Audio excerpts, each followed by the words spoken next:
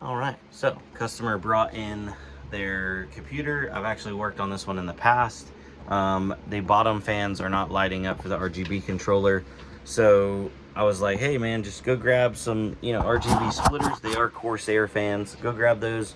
We'll pop them in there and split it. I put them in there and they're still not lighting up. So I go and look online, and apparently Corsair fans don't like to, the RGB doesn't like to be split. I had no idea. So that's lovely. So I need to get a bigger RGB hub, apparently, to run all these fans. Why's Corsair got to be difficult, you know? Why do they sell splitters if they don't work? So I've tried swooping and swapping them around, and I can't get them to work. But yeah. In other news, got a bunch of stuff to pack, so let's pack an order. All right, so we got a hot and ready one. This order number is 1315, and it looks like they picked up a 1660 Super Asus Tough. So let's grab that Tough card for them. Oh man, it's deep down in the case. If I can reach it. Come on.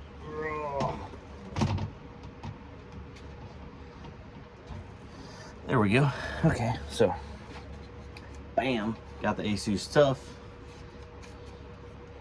Peel the old label off. She's looking tough. Now, what else did they get? They got a 3070 Zotac. Gotta love an old Zotac 3070. Please tell me I got one here. I know I got a couple at the house. Okay, so 3070 twin edge Zotac with the worst plug design ever. I hate how the plugs go down deep into the middle of this card. All right, and to top it all off, they also got a Ryzen 3 4300G, which is right there, and all the pins on this bad boy look pretty good. So I use to ship these, because if you've ever shipped a Ryzen CPU, you know, especially AM4, AM3, AM2, AM5 they went away from, but these little pins are a absolute pain in the butt because they're super easy to bend, and you basically, if you bend them and a pin breaks off, hard to fix. Gotta have them like little welded back on, or I guess, I don't know what word I'm thinking of. But anyway, I have these little 3D printed trays that there's a lip inside the edge, so that way the CPU is supported by the edge and not the pins. So when you put it in there, boom, she sits nice and snug. Then you slide it on into there, and I tape that up, and that makes shipping these things significantly easier. Now, I have had one person that said, out of the mini Ryzen CPUs that I've sent, they said it came out of here and it had one little tiny bent pin, and they were able to bend it back and had no issues. I don't know if potentially that pin was bent before I put it in there, because I have not experienced any problems, and these things they're held in there really good. So now I need to find my tape. Oh, there it is. What I like to do is just slap a little bit of piece of tape over this just so it won't slide out. And then I grab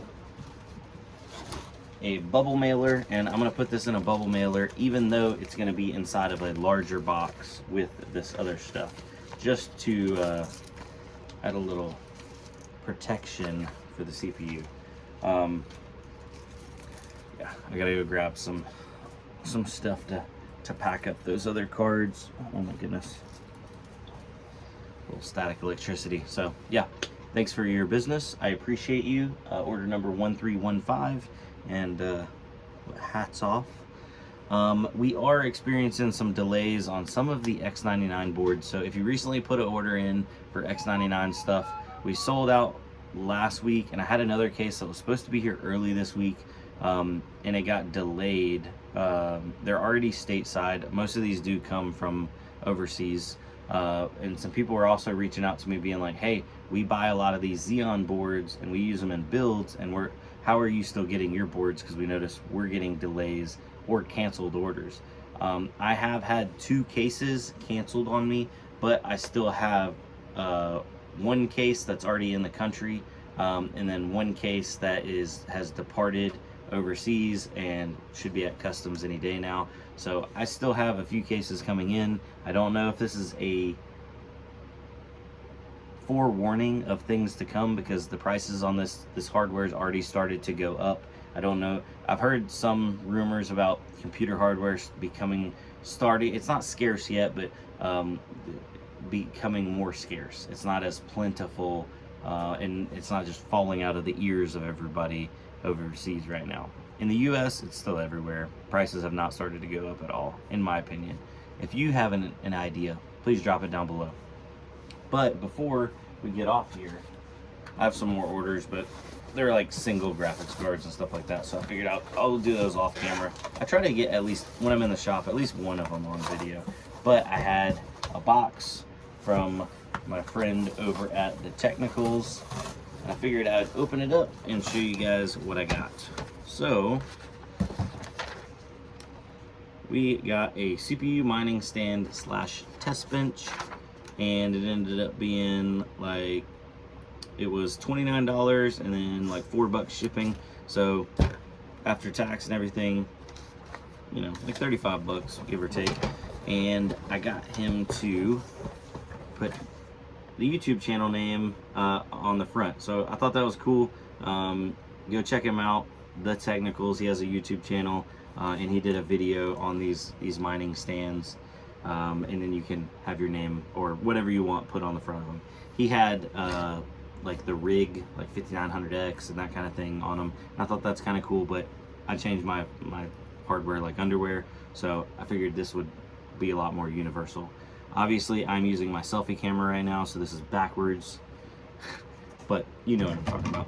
I'm gonna put this together real quick. You know what? Let's do it live. Well, it's not live. Let's do it while we're here. It shouldn't be too hard. It's literally like 4 or 5 pieces. I imagine I can figure it out. So this is obviously the top piece, and in his video he references how the motherboard standoff is just pegs. It's not threaded, so that way a motherboard just sits on there and it sits on the little pegs. I like that for like swapping around stuff, because in my opinion, why do we need to screw everything down, especially on a test bench? So kudos to you. I thought that was an awesome idea. All right, so now I believe this one goes right here. I think this one goes right here. Oh, he made them different sizes, so you can't put them in the wrong side. Genius.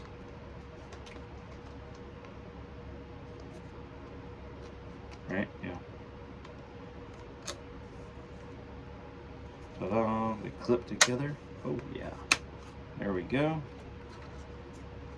It is Brandon proof. Now this piece goes in the bottom, I believe.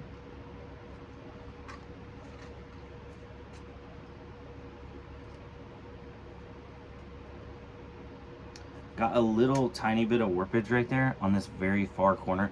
I have that on my 3D printer too, and I don't know how to fix it. Obviously it makes no difference in this application, but I just thought I saw that and I was just like, dang, that's on mine does too. There you go. Let's clip that in there without breaking it, because I'm good at breaking things. Ta-da! Ta-da!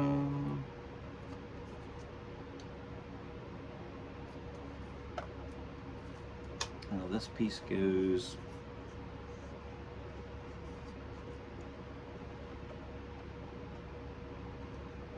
like that. Yeah, there it is. Okay. I know what I'm doing. Trained professional here, ladies and gentlemen. Oh, I totally put that backwards. Don't mind me. Don't mind me. I'm I'm just testing how good it is to take it apart and put it back together. All right. So it is literally dummy proof, and I still managed to put it in the wrong way. Each side is slotted at different lengths and different widths, so it can only go together one way and be correct. I like that. Good design.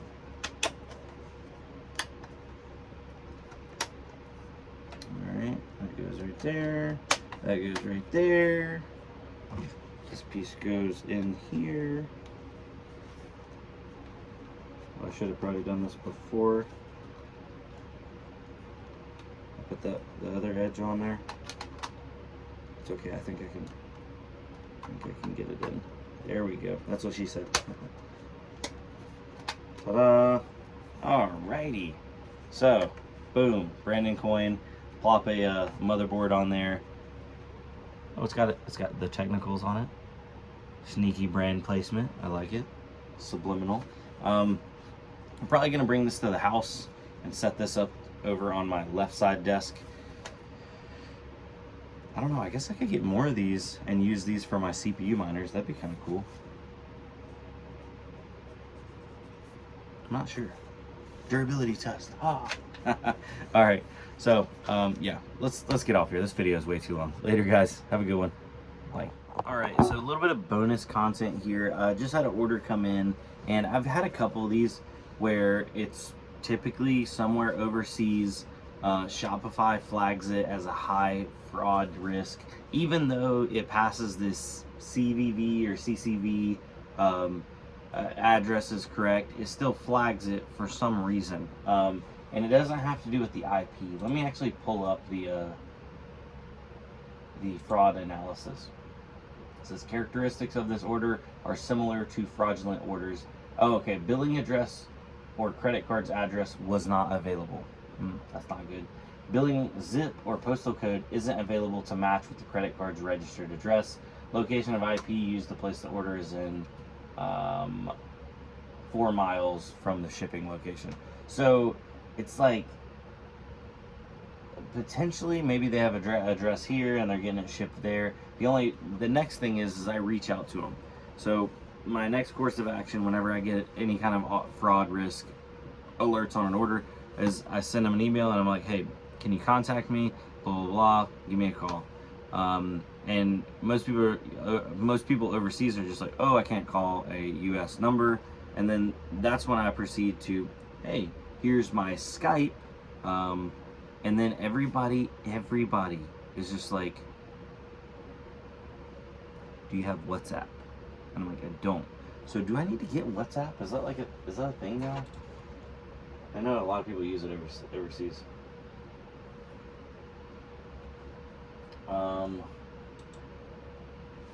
So yeah, I'm like, here's my Skype and here's my Discord.